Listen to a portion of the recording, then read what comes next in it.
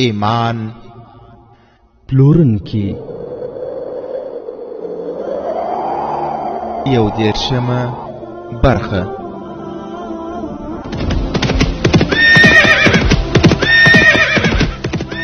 د سلطان صلاح الدین ایوبی رحمه الله د دوران رښتینی کیسې. صلاح الدین پر د غزمکارا پیدا کړه، ته یو بل صلاح الدین پر د غزمکارا پیدا کړه. الحمد لله وكفى والصلاة والسلام على رسوله المصطفى اما بعد. ورونو اسی واوریدل چې صلاح الدین ایوبی رحمت الله علیه خلیفہ عزل کړ او د فاطمی خلافت پر ځای عباسی خلافت اعلان کړ. ورونو را روانه برخه ډیره مهمه ده، ځکه چې پر روانه برخه کې د غربیانو او صلیبیانو د فکری جګړې اهداف برملا کیږي او تاسو به پوښی چې غربیانو د اسلامي هیوادونو بالخصوص افغانستان لپاره څه ډول ملایان رامنځته کړي دي، د هغوی دندې څه دي چې د غربیانو لپاره کړي دي، او دغه ملایان د اسلام په جامه کې د مساجد له منبرونو کوم موضوعات مسلمانانو ته رسوي او د جهاد او جهادي تصورات لپاره کوم تخریبونه په نظر کې نیولي او کوم کارونه سر ته رسولي، دا په وروستۍ مهمه تفسیره کې واو. هغه انجلۍ چې له فلسطین نه راغلې و، سلطان صلاح الدین ایوبی رحمت الله علیه خپل دفتر کې قدم واخه. په افسوسناک غږ کې وویل قوم متحد کېدای هم شي او کېږي هم، خو د ملتونو خیرازي حاکمان ګډوډوي یا هغه خپل سری مشران چې امیر وزیر یا واکمن کېدل غواړي. علي تعالی دلی دي چې د مصر په خلکو کې زموږ د خلاف هیڅ ډول شکایت نشته. خیانت او ورانکاری یوازې د مصر لوی خلک کوي، د دغه غټو خلکو له ما سره هیڅ ځانګړې دښمني نشته. زه ځکه هغوی ته بد ښکارم، خو خبره دا ده او زه ځکه هغوی ته بد ښکارم چې پر هغه څوکۍ زه ناست یم هغوی یې په خپله خوبونه لیدل. سلطان صلاح الدین ایوبی رحمت الله علیه په دفتر کې قدم واخه او علي بن سفیان او بهاءالدین شداد ناست د هغه خبرې اورېدې. دا د دسمبر د میاشتې لومړۍ اونۍ وه. په جون او جولای کې هغه د سودانیانو بغاوت له پښو وغورځاو او تر دې وروسته په سملاسي توګه العادت د خلافت له مسند لري کړ. تر دې د مخه هم هغه د سودانیانو بغاوت په ډیره خطر کې غلې کړی او د سودانیانو فوج یې منحل کړی و، خو بغاوت کوونکو نه پاتې قومندانانو او سپاهیانو ته هیڅ ډول سزا ورنکړل شو او نه تر اوسه ورکړی و. له سیاسي چال نه کار اخیستی او په دې ډول د هغه جنگي او سیاسي رعب د خلکو په زړونو کې ناست. اوس چې سودانیانو بیا سر راپورته کړ، نو صلاح الدین ایوبی رحمت الله علیه د دې سرغړاوي د منځ وړلو لپاره د جګړې په ډګر کې د مړو انبارونو جوړ کړ او بیا چې څوک ژوندۍ ونیول شول هغوی ته د رتبه او مقام په نظر کې نیولو پرته ډیره سخته سزا ورکړه. زیاتره خو یې جلادانو ته وسپارل او پاتې نور یې په عمر قید او له هیواد نه په شړلو باندې محکوم کړ او حق هم دغه و. صلاح الدین ایوبی رحمت الله علیه وویل اوس 2 میاشتې کېږي چې زه د سلطنت د نظم او قوم د خیر ښېګڼې لوري ته پاملرنه کولای نشم. مجرمان راوستل کېږي، زه د سوچ او څېړنې وروسته سزا ورکوم. زړه ته مې دومره تکلیف رسیږي لکه زه چې عامې وژنې کوم. زما له لاسه د وژل کېدونکو اکثریت مسلمانان دي. خو په دغه صحنه کې بهاءالدین شداد رحمه الله ورته وویل محترم امیر صاحب، که یو کافر او یو مسلمان دواړه یو ډول ګناه وکړي نو مسلمان ته زیاته سزا ورکول پکار دي، ځکه هغه ته چې د الله د دین رڼا رسېدلې ده او بیا هم ګناه کوي. کافر خو له عقل نه هم ړوند دی او د دین او مذهب له مخې هم. تاسو په دې باندې مه اندېښمن کېږئ چې مسلمانانو ته سزا ورکړي. هغوی غداران او له اسلامي سلطنت څخه باغیان وو. هغوی له کافرانو سره د اسلام د منځ وړلو لپاره اتحاد کړی و. ورونو لکه څنګه چې له نړیوالې کفري ټولنې سره اوس هم ځینې اسلامي هیوادونه متحد دي او د اسلام په ضد باندې د کفري لښکرو په صفوفو کې جنګېږي او مسلمانان په شهادت رسوي، چې زموږ د هیواد بوډاګیان یې هم یوه بیلګه ده. شداد رحمه الله وویل هغوی له کافرانو سره د اسلام د منځ وړلو لپاره اتحاد کړی و. سلطان صلاح الدین ایوبی وویل شداده زما اصلي اندېښنه دا ده چې زه مصر ته د واکمن په حیث راغلی نه وم. که په ما کې د حکومت کولو نشه وای نو د مصر موجوده فضا زما لپاره مناسبه وه. که زما یوازې د امارت د ګدۍ سره مینه وای نو د توطیهګرو خلکو به ډېر خوښېدم. ما به هم لکه د نورو په څېر له څه ورکړې پرته له قوم سره دروغجنې وعدې کولې او دروغین تصورات به مې ورښودل. په خپلو ځانګړي خصوصي ملګریو کې به مې شیطان صفته وګړي راټول کړي وو.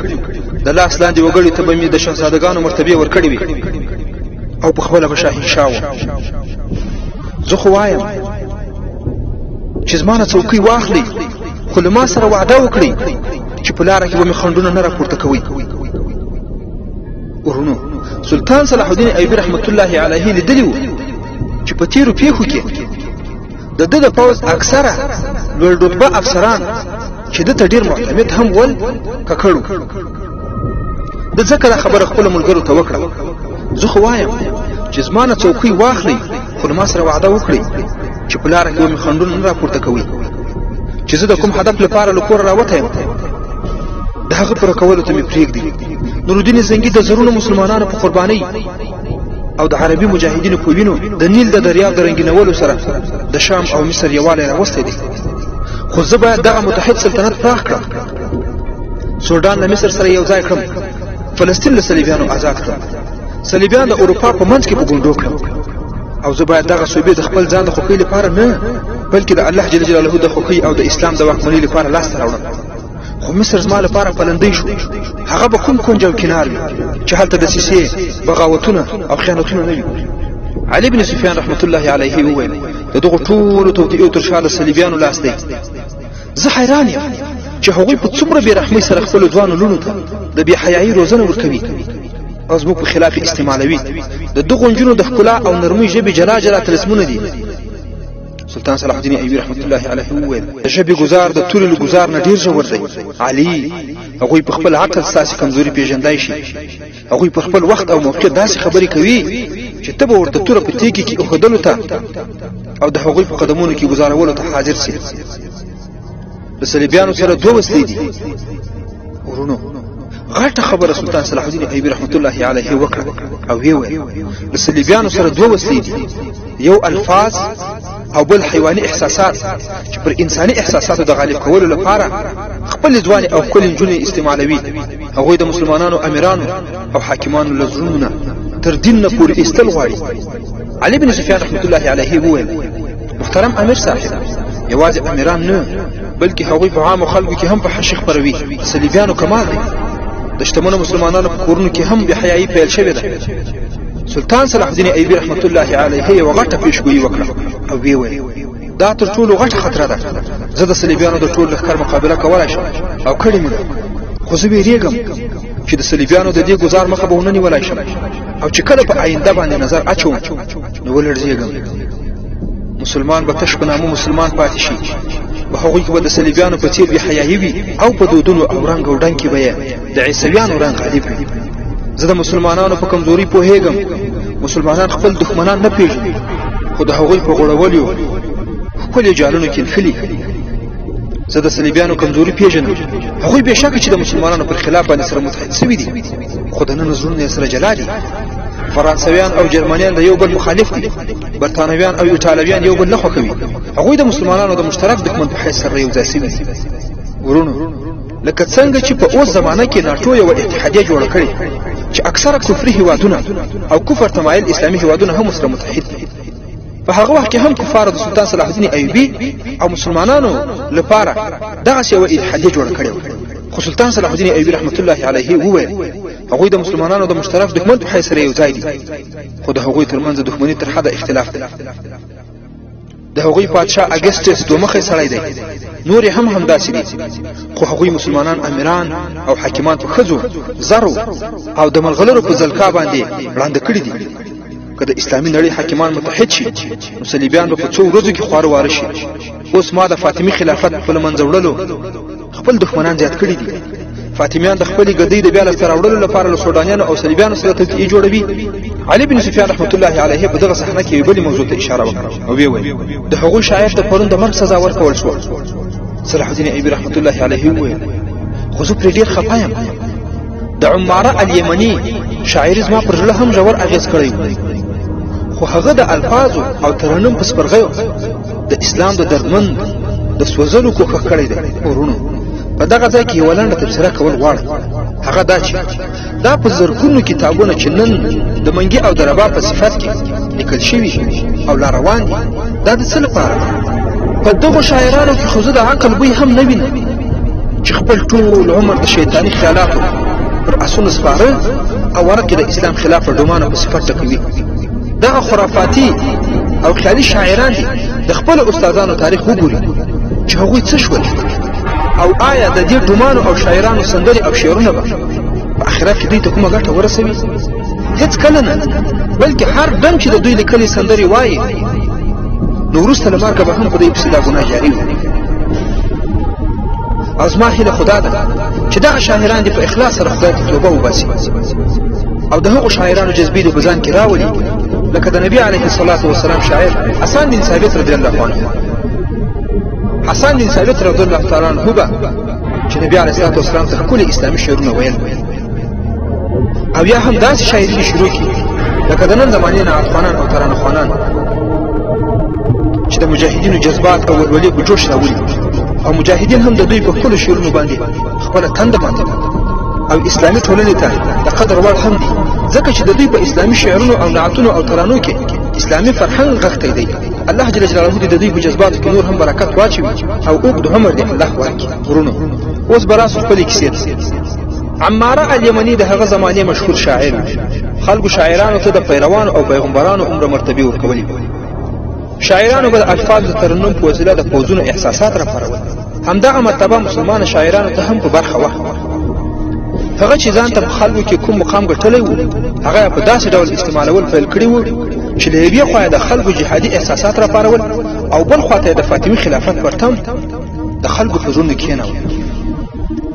هغه د فاطمي خلافت دومره ملاتړ په برخه و چې د سلطان صلاح الدین ایوبي پر خلاف یې هم زهر پاشل پیل کړي وو. د هغه وروستي اشعار دا و: ما ته د فاطمي خلافت پیغور راکوونکو په ما باندې لعنت ووایي، زه تاسې د لعنت وړ ګڼم. د فاطمي ماڼیو په ویجاړولو باندې اوښکې وبهوئ، په هغوی کې اوسېدونکو ته زما پیغام ورسوئ. ما چې ستاسې له لاسه کوم ټپونه خوړلي هغه به هېڅکله هم روغ نه سي. دا د عماره الیمني د شعر یوه برخه وه، خو د هغه کور ته ناڅاپه پولیس ورغلي وو. د هغه له کوره یې لیکلي ثبوتونه لاسته راوړي وو چې هغه یوازې د فاطمي خلافت ملاتړی نه، بلکې د صلیبیانو جیرهخور هم و. صلیبیانو هغه ته د دې هدف لپاره معاش ورکاوه چې د مصریانو په زړونو کې د فاطمي خلافت مینه زیاته کړي. سلطان صلاح الدین ایوبي په خلاف خلکو کې کرکه او نفرت راوپارل چې له امله ورته د اعدام سزا ورکړه او په خپله سزا ورسېد. ورونو، سلطان صلاح الدین ایوبي رحمت الله علیه وویل د کوم قوم شاعر چې د دښمن زیرهخور شي د هغه ملت لپاره ذلت او رسوایي ده. لکه په اوس وخت کې چې ځینې د غرب زیرهخواره په راډیوګانو کې او همدارنګه په نورو رسنیو کې خپل خرافاتي شعرونه د خلکو تر غوږونو رسوي او په ډومانو باندې وایي. په دغه حالت کې چې سلطان صلاح الدین ایوبي رحمت الله علیه په دغه مشوره او مجلس باندې بوخت و، پیردار دننه راغی او ویې ویل د معزول خلیفه استازی راغلی. د سلطان صلاح الدین ایوبي رحمت الله علیه د تندي ګونځې ژورې شوې او ویې ویل دا بوډا د خلافت پرته زما نه نور څه غواړي؟ پیردار ته یې وویل دننه یې راولئ. د العادت استازی دننه راغی، ویې ویل د خلیفه له لورې سلام وړاندې کوم. سلطان صلاح الدین ایوبي رحمت الله علیه وویل هغه خلیفه نه دی، 2 میاشتې مخکې کېږي چې هغه عزل کړی شوی او خپل کور کې بندي دی. استازي وویل د قدر وړ امیر صاحب بخښنه غواړم، د عادت له مخې مې له خولې نه ووته. العادت له سلام وروسته ویلي چې ناروغي د کټ کړی پاتېدای نه شو، ستاسې د لیدنې هیله لرم. که تاسې محترم تشریف راوړئ نو دا به مو نیکي وي. سلطان صلاح الدین ایوبي رحمت الله علیه په ناکرارۍ باندې د خپل روانونه ټاپ وایست او ویې ویل هغه ما ځان ته غواړي ځکه چې اوس هم خپل ځان خلیفه ګڼي. استازي وویل محترم امیر صاحب نه، د هغه روغتیایي حالت ډېر خراب دی. د ماڼۍ طبیب اندېښنه څرګنده کړې ده. دا د هغه پخوانی مرض دی چې د غم او غوسې له امله زیاتېږي. اوس هغه پاڅېدای هم نه سي. استازی لږ څه کوږ شو او ویې ویل هغه دا هم ویلي چې تاسې یوازې تشریف راوړئ. د راز یو څو خبرې دي چې د کوم بل چا په مخ کې کېدای نه شي. صلاح الدین ایوبي رحمت الله علیه په دې کې جواب ورکړ. هغه ورته وویل هغه ته سلام وروسته ووایه ایوبي د راز په خبرو پوهیږي، اوس د راز خبرې دی الله جل جلاله ته کوه، خدای دې وبخښي. استاد نه هیله ولاړ. سلطان صلاح الدین ایوبي رحمت الله علیه پیرادار ته وویل چې طبيب راوړه.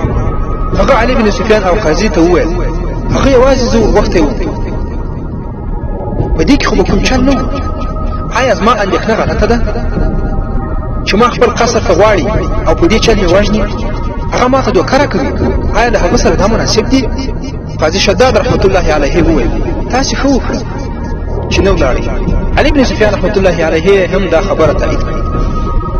طبيب چې راغی نو صلاح الدین ایوبي رحمت الله علیه ورته وویل تاسې العادل ته ورشئ، زه پوهېږم چې هغه له ډېرې مودې راهیسې ناروغ دی، داسې ښکاري چې خپل طبیب یې ترېنه هیلې شوی. تاسې ورشئ ویې ګورئ او علاج یې وکړئ، او دا هم کېدای شي چې ناروغه نه وي، او که داسې وي نو ما ته بیا خبر راکړئ. خلیفه العادل ته په پخواني دربار کې د استوګنې اجازه ورکړل شوې وه. هغه دا ماڼۍ د جنت په څېر جوړه کړې وه. حرم یې د بېلابېلو هېوادونو له ښکلو نجونو ډک، د وینځو ډله یې جلا وه. په سلونو ساتونکي به تل تیار وو. فوجي قومندانان به په دربار کې حاضر وو. د صلاح الدین ایوبي رحمت الله علیه انقلاب د دغې ماڼۍ نړۍ بدله کړې وه. خلیفه اوس خلیفه نه و. په ماڼۍ کې د عیش او عشرت وسایل ټول په خپل حال پرېښودل شوي وو. فوجي قومندانان او ساتونکي له هغه ځایه لرې کړی شوي وو. د پوځ یو ټولی اوس هم هلته لیده کېده، خو دا د العادل ساتونکی نه بلکې په ده باندې یې پیره کوله. څرنګه چې د خلافت ماڼۍ د دسیسو مرکز و، نو ځکه اوس هلته پیره درول شوې وه. اوس العادل په خپله ماڼۍ کې بندي و. هغه ناروغ او د زړه په مرض باندې اخته و. د خلافت د له منځه تللو غم، بوډاوالی، شرابو او ډېرو مزو چړچو د کټ کړی و. په څو ورځو کې د مړي په څېر شوی و. د هغه روغتیا پالې 2 زړې ښځې او یو خادم. العادل به چې سترګې خلاصې کړې، هغوی به چې ولیدل بېرته به سترګې بندې کړې. د ماڼۍ طبیب په هغه باندې درمل څښلي وو. خو په دغه حالت کې 2 ځوانې نجونې کوټې ته راغلې. دا د العادل د حرم ښکلا وه. له هغو نه یوې د العادل لاس په خپل لاس کې ونیو، پرې ورټیټه شوه او د ناروغۍ حال یې ترې وپوښت. بل یې د العادل مخ په دواړو لاسونو کې ونیو او د هغه د روغتیا دعا یې وکړه. دواړه نجونې یوې بلې ته په سترګو کې وکتل. یوې یې وویل تاسې آرام وکړئ، موږ به نن آرامه کوو. بل یې وویل موږ هر وخت ستاسې تر څنګ په کوټه کې، که ضرورت وي نو راغواړئ. او دغه دواړه نجونې له کوټې نه ووتې. العادل په زګیروي کې یو اوږد اسویلی وکړ او له هغه وروسته یې د پاخه عمر خدمتګارو ته وویل دا دواړه نجونې زما پوښتنې ته راغلې نه وې، د دې لپاره راغلې وې چې زه کله مرم. زه پوهېږم هغوی بل ځای یارانې کوي، دا ټپوسان دي، زما د مړینې انتظار کوي. دوی زما په مال او دولت سترګې خښې کړي دي. د تاسې 3 واړو پرته دلته زما همدرد څوک دي؟ هیڅوک هم نشته. د فاطمي خلافت نارې وهونکي څه شول؟ هغه په خپل زړه لاس کې خود او په ډډه واوښت. په دې کې استازی کوټې ته راننوت. ویې ویل د مصر امیر له راتګ نه انکار وکړ. خو په دغه حالت کې العادل څه وویل؟ هغه وویل بدنصیبه صلاح الدینه، زما له مړینې د مخه خو به یو ځل راغلی وای. د دې خبرې په اورېدو سره د ده تکلیف نور هم زیات شو. په کمزوري غږ یې په کرار وویل اوس به مې وینځې هم په بلنه نه راځي. د مصر امیر به ولې راځي؟ ما ته د ګناهونو سزا راکول کېږي. زما د وینې خپلوي هم ختمې شوې، له هغوی نه هم څوک رانغلل. هغوی به زما جنازې ته راځي، او چې په ماڼۍ کې څه لاسته ورځي هغه به له ځانونو سره وړي. هغه تر ډېره زګیروي کول. خو هغه 2 روغتیا پالې ښځې ډېرې غمجنې ورته ناستې، لکه له هغوی سره چې د صبر او حوصلې د توصیې لپاره کلمات نه وي. هغوی یو ډول ویرې اخیستې وي، لکه د خدای پاک له هغه قهر نه چې ویریږي چې پادشاه ګدا کوي او ګدایان پادشاهان کوي. دواړو ناڅاپه دروازې ته وکتل. یو سپین ږیری سړی ولاړ و. هغه پښه نیولې دننه راغی او د العادل په نبض یې لاس کېښود او ورپسې یې وویل السلام علیکم، زه د مصر د امیر خاص طبیب یم، ستاسې د علاج لپاره یې رالېږلی. العادل وویل د مصر امیر دومره مروت هم نه لري چې زه یې کتلی وای؟ زما په بلنه را نغی. طبيب وویل زه په دې باب څه ویلی نه شم، خو زه ستاسو د علاج لپاره را لېږلی، خو زه د دې خبرې جرأت خامخا کوم چې د دومره سترې پیښې وروسته چې جګړه یې هم له امله پیښه شوې او په زرونو خلک مړه هم شول، د مصر امیر ښایي نور دلته را نه شي. خو ستاسو د صحت فکر خامخا ورسره دی. که داسې نه وای نو ما ته به ستاسو د علاج حکم نه کوم. په دغه حالت کې به تاسو له داسې خبرو نه ځان ساتئ چې زړه ته مو پرې تکلیف ورشي، که نه نو علاج به درته ګټه ونه رسوي. خو خلیفه له دومره تکلیف سره هم بیا یو څو د راز خبرې وکړي چې دا ډېرې مهمې خبرې وي چې باید د سلطان صلاح الدین ایوبي ته کړې وای. خلیفه هغه زوړ ډاکټر ته وویل زما علاج وشو، زما یو پیغام په غور واوره. او صلاح الدین ایوبي ته ټکی په ټکی ورسول. زما له نبض نه لاس پورته کړ، زه اوس د دنیا حکمت او ستاسو درملو ته اړتیا نه لرم. طبیبه واوره، صلاح الدین ایوبي ته ووایه چې زه ستاسو دښمن نه وم، ستا د دښمنانو په جال کې نښتی وم، دا به زما به د برخه وي. او که د سلطان صلاح الدین ایوبي چې زه د خپلو ګناهونو اعتراف په داسې وخت کې کوم چې د یو څو شېبو مېلمه یم. صلاح الدین ایوبي ته ووایه چې ما تل له تاسو سره مینه لرله او ستاسو د مینې سره له دنیا نه رخصتېږم. زما ګناه دا وه چې ما له زرو جواهراتو او واکمنۍ سره مینې ته هم په زړه کې ځای ورکړی و چې د اسلام په درناوي اوس مې ټولې نشې ووتلې. هغه خلک چې زما په پښو کې به کېناستل هغه اوس پردي سوي، او هغه وینځې چې زما له اشارو سره به یې نڅل اوس ما د مړینې انتظار کوي. زما په دربار کې لوڅې نڅېدونکې نجونې اوس ما ته د کرکې او نفرت په نظر ګوري. خو یوه خبره دا کوم چې د انسانانو تر ټولو ستره غلطي دا وي چې د انسانانو په خبرو وغولېږي او خدای هیر کړي. ورونو د العادت د دغه اخیری خبرو په دغه برخه کې ویلړې تفصیلي ته اړتیا ویني. او ورونو نننی په شراب او مست او د ملت خونخواره حکیمان دي د العزت له ځنکدن څخه عبرت واخلي. یو رب العزت خدای جل جلاله دی چې پر یو حال او نننی ظالمو او شرابخورو حاکمانو که تاسو هر څومره انسانان خوښ کړئ نو تاسو ته په آخرت کې هیڅ کومه ګټه ونه لري تر څو چې الله جل جلاله نبی راځي کړی. او دا حدیث شریف هم ښه په یاد ولرئ چې نبی علیه الصلاة والسلام فرمایلی دي چې د حدیث مضمون هم همدا دی چې د چا چې په دنیا کې له چا سره محبت او د هغوی سره خپله دوستي پالي نو په آخرت کې به هم د هغوی په ډله کې راپورته شي. خیر رابسو د العزت وروستۍ خبرو او رازونو ته. ده وویل د انسانانو تر ټولو ستره غلطي دا وي چې د انسانانو په خبرو وغولېږي او خدای هیر کړي، او دا هم هیر کړي چې خامخا به الله جل جلاله ته ورځي او هلته به یو انسان هم د بل انسان بار وړلی نشي. هغو کمبختو انسانانو له مانه خدای جوړ کړی و، خو اوس چې زه رښتیاني خدای ته ورځم نو ما ته په دغه حالت کې حقیقت روښانه شو. ما دا د خپل خلاصون وسیله ګڼلې چې په خپلو ګناهونو باندې اعتراف کړم او اولو العزم مجاهد صلاح الدین ایوبي له داسې خطرونو خبروم چې هغه ترې ښایي له دغو خطرونو خبر نه وي. او په حقیقت کې هم صلاح الدین ایوبي رحمت الله علیه له دغو خطرونو او رازونو څخه خبر نه و. هغه ډاکټر ته نور هم پسې وویل چې زما د ساتونکي کنډک قومندان رجب ژوندی او د سوډان په کومه سیمه کې پټ دی. هغه ما ته ویلي و چې د فاطمي خلافت د بیا واکمنۍ لپاره د سوډانیانو او باوري مصریانو پوځ جوړوي او له صلیبیانو به نظامي او مالي مرستې اخلي. صلاح الدین ایوبي ته ووایه چې ډېر محتاط اوسئ ځکه چې رجب له حشیشانو سره د هغه د وژنې پلان جوړ کړی دی. هغه ته ووایه چې مصر ستا لپاره اور غورځوونکی غر دی، ته چې څوک دوست ګڼې هغه هم ستا دښمن دی، او هغوی هم چې له تا سره د پراخ اسلامي سلطنت شعارونه بدرګه کوي په هغوی کې هم د صلیبیانو پاللي ماران شته. ستا په نظامي اداره کې فیض الفاطمي غټ افسر دی، خو ته نه پوهېږې چې ستاسې له مخالفینو څخه دی. هغه د رجب ښی لاس دی. ستاسې په پوځ کې چې کوم د ترکي شامي او عربي نسل قومندانان او سپاهیان دي له هغوی پرته په هیڅ چا باندې باور مه کوه. هغوی ټول ستا وفادار او د اسلام اصلي ساتونکي او مجاهدین دي.